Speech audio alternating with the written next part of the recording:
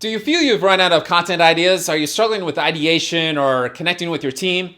Well, in today's video, we'll be going over how you can set yourself up to have an endless supply of content, an endless supply of creative ideas, and the power of connecting and collaborating with others to help assist in that area as well.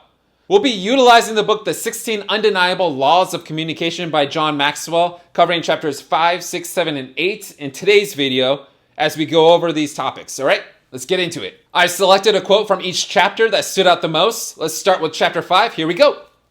No individual is completely well-rounded and balanced, but teams can be.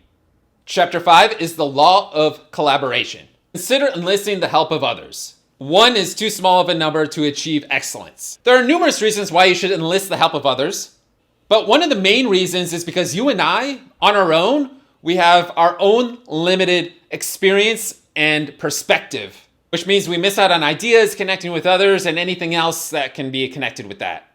It's actually been proven that groups of people solve problems and come to conclusions quicker and more accurately than individuals alone, even when some of those individuals are experts in their field. No one person is completely well-rounded or balanced, but a group of people can be. When you're looking for good collaborators, seek out those who have a growth mindset, those who see abundance, those who see solutions, those who see possibilities, those who see potential. Also seek out collaborators who ask and answer questions. This will help challenge your own individual thinking and spark new ideas. You absolutely must have courage and be honest with yourself if you want to improve. Additionally, good collaborators generate ideas on their own and offer it to the table. Any one idea doesn't have to be the best idea, but it's good to have a selection of ideas and then narrow down from there. Oftentimes, if you reflect back, some of your best ideas came from other people. So how do you know if an idea is a good idea? Is one to keep on the list and not check off. 1, it should have heart. Does it touch people at an emotional level? 2, it should help. Does it give people something they can think about or improve on? 3, it has humor. Does it make them laugh? And 4, it has hope. Does it inspire them and help them believe that there is a brighter future? Also, let's not forget that good collaborators should give quality feedback. This is good because good communicators never stop seeking improvement. Always ask yourself, what am I missing? Ultimately, we need each other. You need somebody and somebody needs you. We're not isolated islands. We've got to lean on and support one another. Let's get into chapter 6. Here's the quote that stood out to me the most. If you're continually growing, you will never run out of content, and you will always have something worth saying. Chapter 6 is the law of content. If content is king, then communication is queen. They rule together and cannot be separated. What value does content have if it's not communicated? And what value does communication have if there's no content? The goal for you as a communicator is to paint a picture, to make it easy for the audience to see and understand what you're saying. Great content starts with understanding your audience. For example, if you're speaking somewhere or doing stand-up comedy somewhere, and you're new to that market, that area, you've never been there before, completely different area, completely different state, completely different city that you're not used to, people who have different perspectives and experiences than you've had in a completely different city or a different state, then you need to know how to connect with them. Take a few minutes prior to getting up on stage to chat with them before the show starts. Get into some conversations with those people. Hear them out. Find out what their perspectives are, have casual, simple conversations with them, get to know them at a certain level to where then you can bring things that they will connect with when you're on stage. That will involve a bit maybe impromptu or whatever it may be, but that's perfectly fine. Also, remain in your strength zones. What are your strength zones? What do you do best? Where do you possess great skill and natural ability? Where do you demonstrate strong intuition? How have you been best able to help people and be of value to them? These are the places where you'll be effective. The successes of your past will give credibility to your words. And make sure you understand what the core idea is of your message. If you don't know what your main point is, then how will others know what it is? And of course, do your research, create an outline.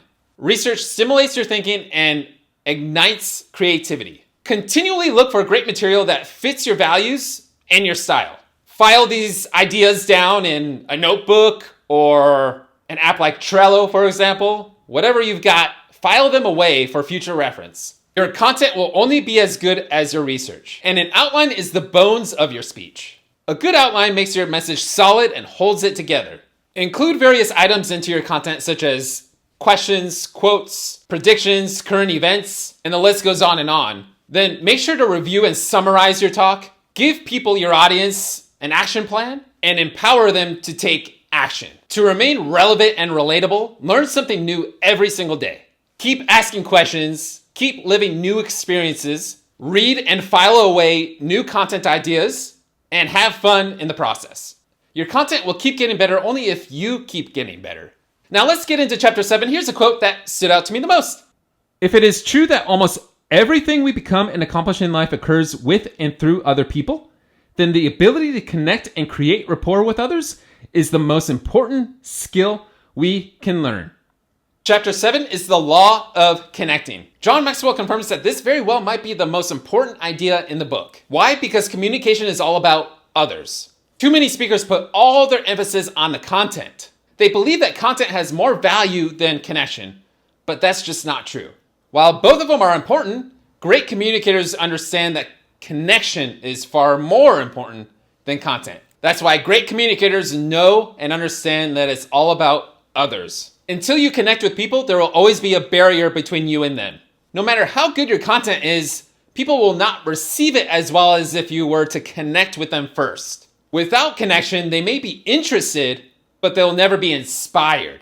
People absolutely don't care how much you know until they know how much you care. And the ability to connect with others has become even more important nowadays with our communication through text, through our virtual communication as well. Through these forms of communication, it's very easy for people to misinterpret what you're saying, how you're saying things, for them to be distracted and not fully grasp what you're saying, to zone out and not fully hear exactly what you're trying to tell them. So you must intentionally ask yourself, how will I connect with the audience? Or how will I connect with this person? Then afterward, ask yourself, did I connect with my audience? Did I connect with that person? No matter how good you are or how good your message is, always remember that you are not the main attraction. That is about the audience, it's about others. And so that's where your focus should go. Your goal should not be to impress them. Your goal should be to connect with them, to then inspire them. And make your first impression your best impression. People take about 7 seconds to size you up and determine whether they like you or not. Now, I know that doesn't sound fair, but it is the truth. And so that's why you need to be so intentional with how you first immediately connect with somebody. And not just the first few seconds, but if you can really be super intentional with your whole conversation with somebody or your whole speech with somebody, that is even better. Most people are too focused on themselves when they first meet somebody new. They worry about how they look or how the other person is going to perceive them. But if you can move past thinking about yourself and then focus on them and them alone, that changes everything. It's also critically important to seek to understand before being understood, which is another reason why it's important to place your focus on them, on the other person, so that you can understand them rather than projecting your own understanding onto them. Speak their language. Don't think about the next thing you're wanting to say. Seek out common ground. And you do that by understanding the person first. Not having an agenda of the things that you're going to say. Listen, and you'll have something readily available to connect with and follow up with right then and there, spontaneously, on the spot, impromptu. You just need to trust yourself that you have everything within you, experiences, stories, you name it, that you can spot off and build that common ground with people. To connect, we must establish commonality. The greater the commonality, the more effective the communication.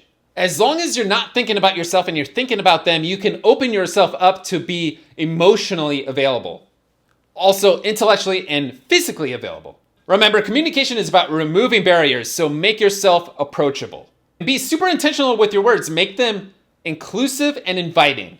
And one of the great gifts you receive by taking your eyes off yourself and putting it on other people and having the focus be on other people is that you get charisma out of that. People are interested in the person who is interested in them. The person who is interested in them is the charismatic person. You can develop charisma when you focus on others by being fully present, projecting confidence, and creating warmth in the conversation. People know when you like them and they like being liked. It makes them feel warm and comfortable in your presence. They feel accepted, valued, noticed, important, and special. Warmth creates an environment where people know and understand that good things are going to come. Let's jump into chapter 8. Here's the quote that stood out to me the most. To become the best version of yourself as a communicator, you must start with your strengths, use your talent, and add skills, knowledge, and practice to the mix. Chapter 8 is the law of leverage. When you find your strengths, you find your voice. From then on, your communication fits who you are. It becomes natural. If you want to grow as a communicator, you must learn your natural primary strengths and use them while you speak. To become the best version of yourself as a communicator, you must start with your strengths and add skills, knowledge, and practice to the mix. Those factors will become multipliers in your communication. What are the areas in your life where you have developed knowledge, experience, skill, and success?